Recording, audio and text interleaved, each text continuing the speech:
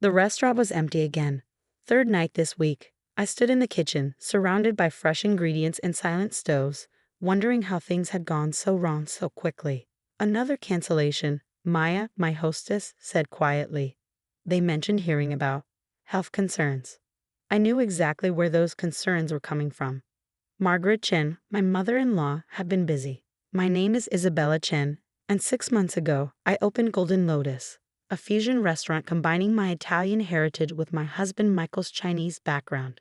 It was a dream I'd worked towards for 15 years, putting every penny of my savings into this place. For the first few months, we were a hit.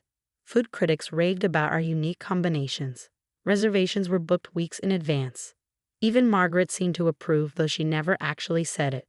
Then everything changed when Michael's father died. Isabella, Margaret's sharp voice cut through my thoughts. I turned to see her standing in the kitchen doorway, immaculate in her designer suit. I suppose you've seen today's social media posts. I had.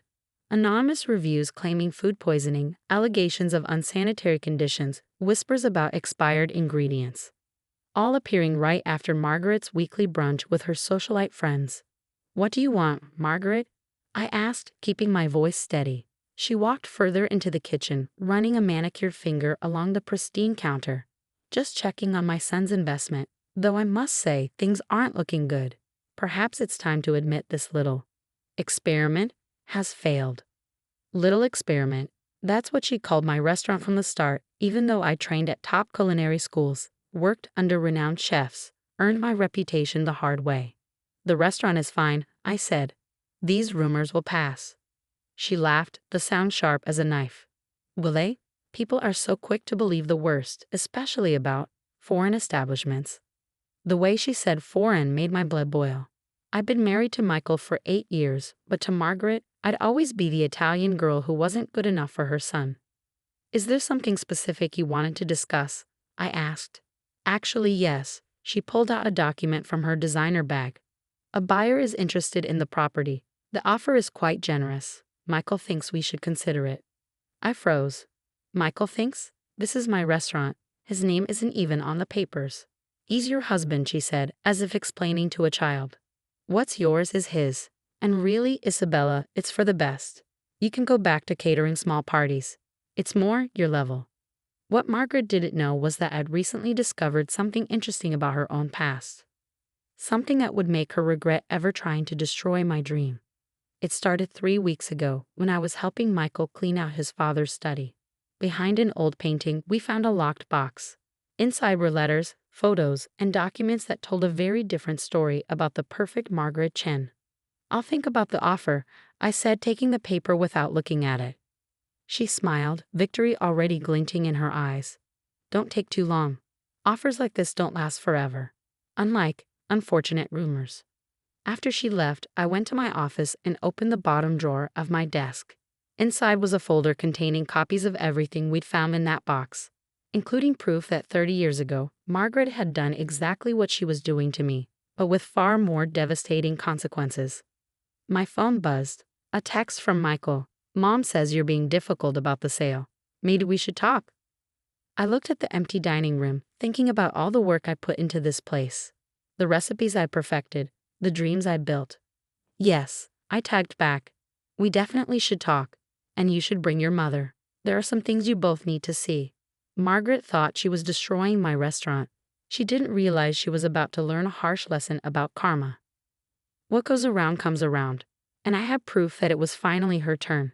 That evening, I sat in my office reviewing the contents of the folder one last time. Old newspaper clippings, letters, and photographs. Each piece telling part of Margaret's hidden story. 30 years ago, another small restaurant had stood where Golden Lotus was now. The Sun Palace, owned by the Wang family. According to the yellowed articles, it had been one of the city's most beloved establishments until a series of devastating rumors destroyed it. Food poisoning allegations, health code violation whispers, anonymous complaints. Sound familiar? But the documents told the real story. Letters between Margaret and her friends, plotting to destroy the Wang's restaurant because their son David had dared to fall in love with Margaret's younger sister, Elizabeth. A romance Margaret had deemed inappropriate for their social standing. Another cancellation. Maya said from the doorway, interrupting my thoughts. But something's different this time. The customer mentioned they heard the rumors came from Margaret Chen. I smiled. My counter campaign was working. I've been quietly reaching out to some of Margaret's friends, sharing select pieces of information about her past. The whispers were starting to change direction. My phone buzzed. Michael, just picked up Mom. We're on our way. She's furious about something, says people are spreading lies about her. I looked at the security cameras showing my empty dining room. No, I typed back. They're spreading the truth. Finally, 20 minutes later, they arrived. Margaret swept in first, her face tight with anger. What are you doing? She demanded. My friends are saying ridiculous things about me, about the Sun Palace, about Elizabeth. Michael followed, looking confused. What's going on, Isabella? What's the Sun Palace? Sit down, I said calmly. Both of you. It's time for a history lesson. I pulled out the first photograph. A young Margaret standing in front of the Sun Palace, arms linked with a beautiful young woman who shared her features, Elizabeth. Your aunt, I said to Michael, who you've never met, who disappeared from family photos and conversations 30 years ago. Would you like to know why? That's enough, Margaret snapped, reaching for the photo. But I was faster. Elizabeth fell in love with David Wang. I continued pulling out more documents. His family owned this amazing Chinese restaurant. They were hardworking, respected, but not wealthy enough for Margaret's standards. Michael stared at the photo. I didn't even know I had an aunt. Because your mother made sure of it, I said, laying out the letters one by one. She destroyed the Wang's restaurant with the exact same tactics she's using against me. Rumors, whispers, lies. I watched Margaret's face pale as she recognized her own handwriting, her own words from 30 years ago. The restaurant failed, I said softly. The Wang family lost everything, and Elizabeth? She was sent away to avoid scandal. But that's not the whole story, is it, Margaret? I pulled out the final document, a marriage certificate. Elizabeth Wang, née Chen, and David Wang. Dated 2 days before the rumors started. They eloped, I explained to Michael, and your mother couldn't stand that her sister had defied her, so she destroyed them. It wasn't like that, Margaret protested, but her voice shook. I was protecting our family name. By ruining innocent people, I cut in. By separating your sister from everyone she loved. By hiding her existence from your own son. Michael picked up one of the letters, reading it slowly. His face grew darker with each line. Mom, how could you? It was 30 years ago, she said dismissively. Ancient history. Not for the Wang family, I replied. Not for Elizabeth, and definitely not for me, because you're doing it again, aren't you? Using the same tactics to destroy another restaurant that doesn't meet your standards. I stood up, walking to my office window. But here's the difference, Margaret. I'm not going to disappear. I'm not going to lose everything, because unlike 30 years ago, this time there's proof, and choices have consequences. Margaret's eyes narrowed. Are you threatening me? No, I said calmly. I'm promising you. Either you stop the rumors about Golden Lotus immediately, or every society friend you have will learn the truth about what you did to your own sister. Your perfect reputation. Gone. You wouldn't dare. I pulled out my phone, showing her the messages I'd already sent to key people in her social circle. Just enough information to raise questions. To start whispers. Her own tactics, turned against her. Try me. The silence in my office was deafening. Margaret sat rigid in her chair, her perfectly manicured hands gripping her designer purse so tightly her knuckles were white. Michael hadn't stopped staring at the photo of his aunt. There's more, I said quietly, pulling out my laptop. I found Elizabeth. Margaret's head snapped up. What? She's in San Francisco. I continued, turning the screen to show them a social media profile. Still married to David. They have 3 children, your nieces and nephew, Michael. The youngest one is studying culinary arts.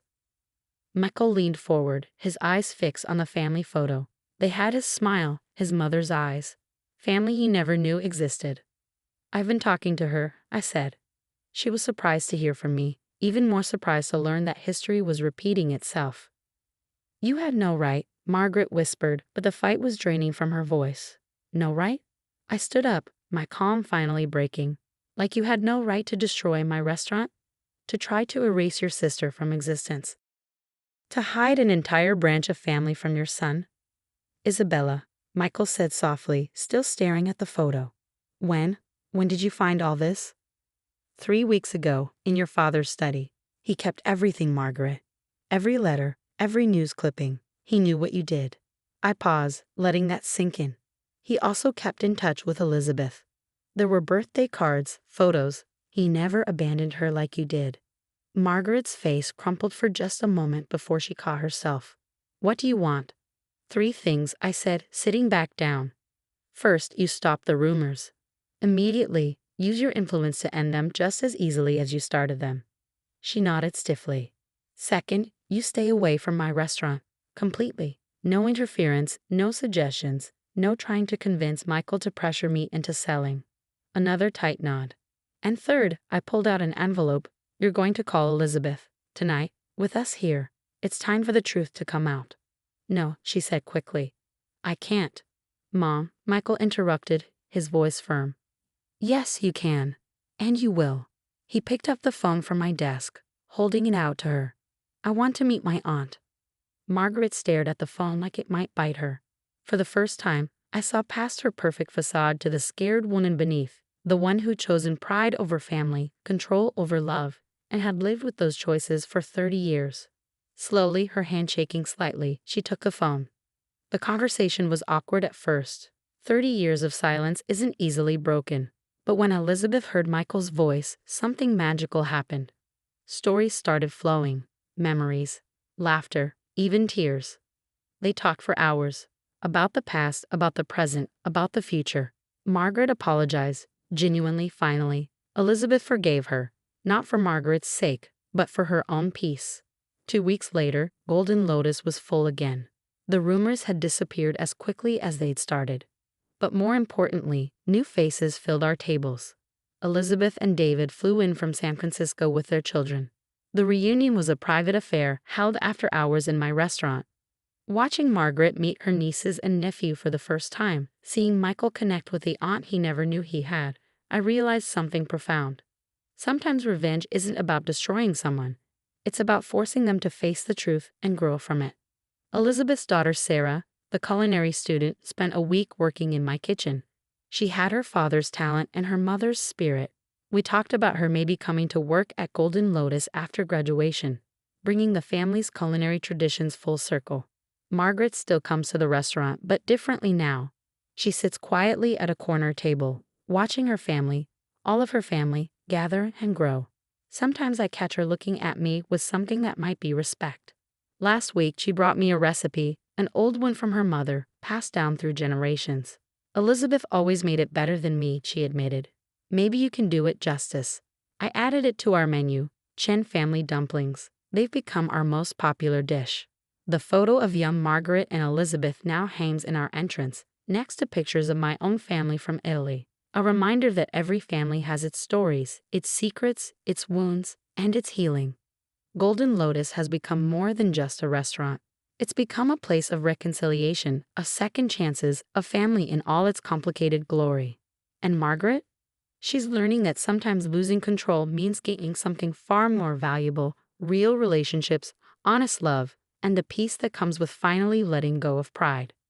The other day, I overheard her telling one of her society friends, "That's my daughter-in-law's restaurant. The fusion of flavors is quite remarkable." Her voice held no bitterness, only pride. Sometimes the best revenge isn't revenge at all. Sometimes it's showing someone a better way forward, even if that path starts with confronting the past. Elizabeth and David are moving back to the city next month. They're opening a small dim sum place just down the street. Margaret is helping them find the perfect location. And me? I'm just the chef who helps stir the pot of change. One recipe, one truth, one family dinner at a time.